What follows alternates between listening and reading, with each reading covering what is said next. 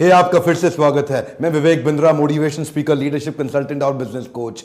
सारे मैनेजमेंट के concept, leadership के कॉन्सेप्ट, एंटरप्रेन्योरशिप के कॉन्सेप्ट, जो आप प्रश्न पूछ रहे हैं नीचे, Q&A का नया सीरीज छोटा सा शुरू करने का प्रयास किया है। एक अटेम्प्ट है, एक ट्रायल है, जिसमें मैं देखना चाहता हूं कि आपको यह तरीका पसंद आता है। जरूर फीडबैक दीजिएगा नीचे। आप नीचे क्वेश्चन पूछते हैं, मैं उसके विषय में आंसर में वीडियो बनाने का प्रयास कर रहा हूं। पीछे आपने मुझसे पूछा यह अडॉप्शन कर्व और मार्केट इवैल्यूएशन क्या होता है।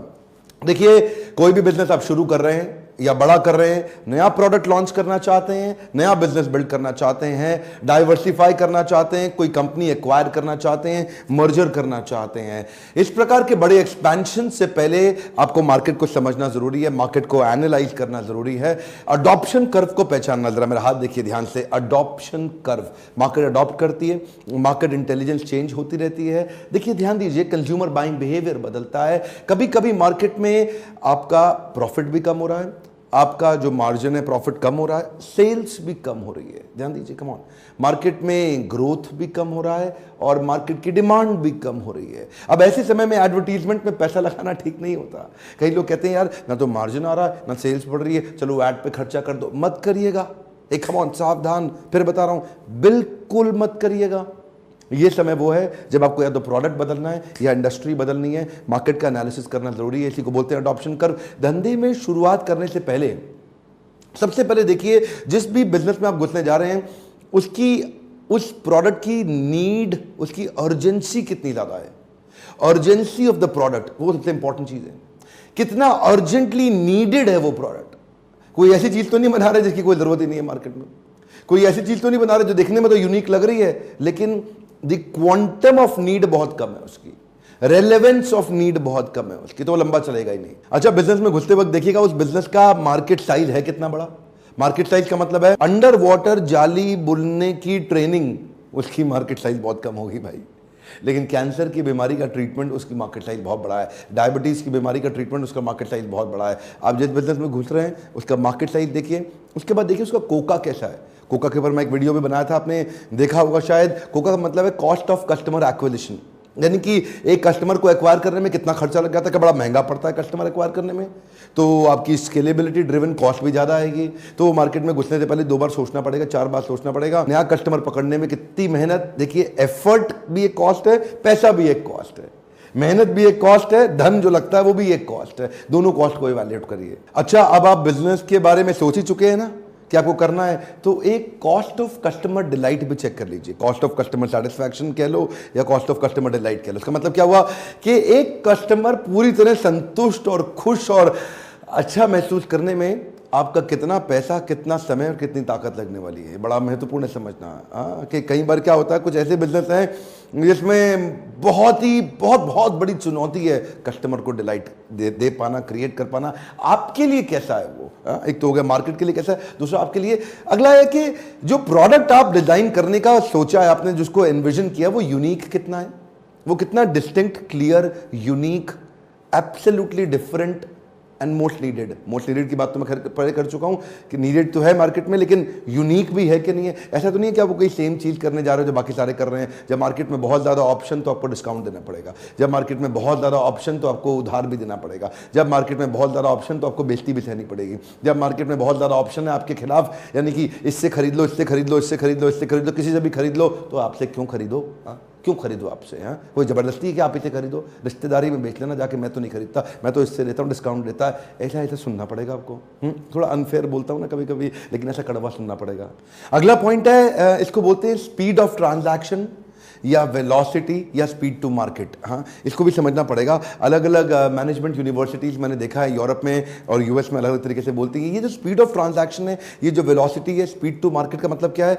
कोई चीज आप शुरू करना चाहते हैं, वो शुरू करने के बाद उसका पहला रियलाइजेशन ऑफ मनी, यानी कि इन्वेंट्री टर्नओवर कह लो। जो राशन की दुकान में सामान रखते हैं, इन्वेंट्री रखते हैं, उनका इन्वेंट्री कितनी तेज बिकता है, कितनी जल्दी बिकता है। ये 1000 रुपए का माल रखा है मैंने किराने की दुकान में, ये 1000 रुपए का माल 1 महीने में कितनी बारी बिक जाता है।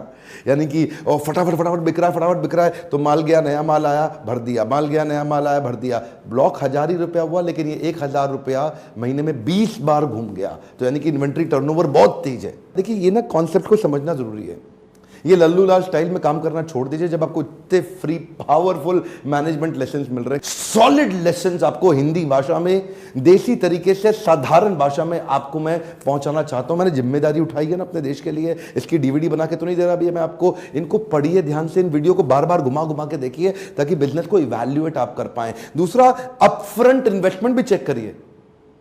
जब आप बिजनेस करने जा रहे हैं तो आपकी जो केपेक्स इन्वॉल्व कितनी है।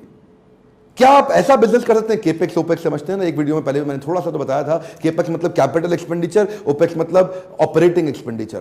केपेक्स का मतलब शुरू में क्या बहुत बड़ा पैसा आपको ब्लॉक करना पड़ रहा है, बहुत बड़ा अगर अमाउंट ब्लॉक कर दोगे तो पैसा संभालने के लिए वर्किंग कैपिटल रहेगा नहीं आपके हाथ में, और अगर वेफर स्लिम मार्जिन, अगर थिन मार्जिन, तो वैसे ही लंबा लंबा चलेगा नहीं आपका। आपकी अपफ्रंट पैसा कितना लगने वाला है, क्या वो आप उसको अफोर्ड कर सकते हैं कि नहीं कर सकते हैं। फिर एक और चीज का ध्यान रखिए कि क्या आपके बिजनेस में अपसेल और क्रॉस सेल करना कितना पॉसिबल है। क्या आदमी एक चीज लेने आया, क्या वो 3-4 चीजें और भी ले सकता है। शेविंग रेजर लेने आया तो क्या शेविंग ब्लेड भी लेके जाएगा बाद में, क्या शेविंग क्रीम भी ले सकता है, क्या वो आफ्टर शेव लोशन भी ले सकता है, क्या वो बॉडी वॉश या शावर जेल भी, कितनी तरह की चीजें हैं जहां पे अपसेल या क्रॉस सेल। मैं ये पूछना चाहता हूँ, तो छोटा सा एक उदाहरण है, मैंने मैकडॉनल्ड्स का एक वीडियो में उदाहरण दिया था कि आप बर्गर खरीदने जाओ तो फ्रेंच फ्राइज बेचने की कोशिश करती है वो जो यंग लड़की रहती है वहां पे। क्वेश्चन ये है कि क्या इसमें अपसेल भी किया जा सकता है। कोई आदमी 1 लाख की आइटम लेने आया है, उसको अच्छा लगे तो 5 लाख की ले ले, 10 लाख की ले ले, 2 लाख की ले ले, 4 लाख, कुछ ऊपर का सेलिंग भी हो जाए क्या उसमें, कुछ वैल्यू एडेड सेलिंग हो सकता है।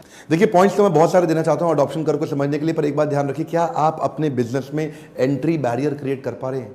एंट्री बैरियर का मतलब क्या है, जहां से मोनोपोली क्रिएट किया जा सकता है। ये मोनोपोली क्रिएट करना बड़ा मुश्किल है, जिससे आप थोड़ा सा एवरग्रीन और longer duration of sustainable business build कर सकें। कितना ज्यादा लंबे समय तक ग्रीनरी आप मेंटेन कर पाएंगे अपने बिजनेस में। ग्रीनरी मतलब वो हरे हरे पत्ते, जो हरे हरे नोट, कितने लंबे समय तक आप मेंटेन कर पाएंगे जो आपके पास आते रहें। ऐसा तो नहीं कि साल 2 साल के अंदर कोई भी आया, कॉपी मारा, आपको उड़ाया, खत्म कर दिया आपके ट्रांजैक्शनल बिजनेस को, गेम ओवर। आपके कस्टमर को कितना ग्रेटिफाई कर पाएंगे जिससे आपका रिकरिंग रेवेन्यू मॉडल बिल्ड हो जाए और आपकी सस्टेनेबिलिटी बनी रहे। ये बहुत इंपॉर्टेंट है क्योंकि कोई भी ट्रांजैक्शनल बिजनेस के अंदर आएगा आपको 1 मिनट में उखाड़ देगा।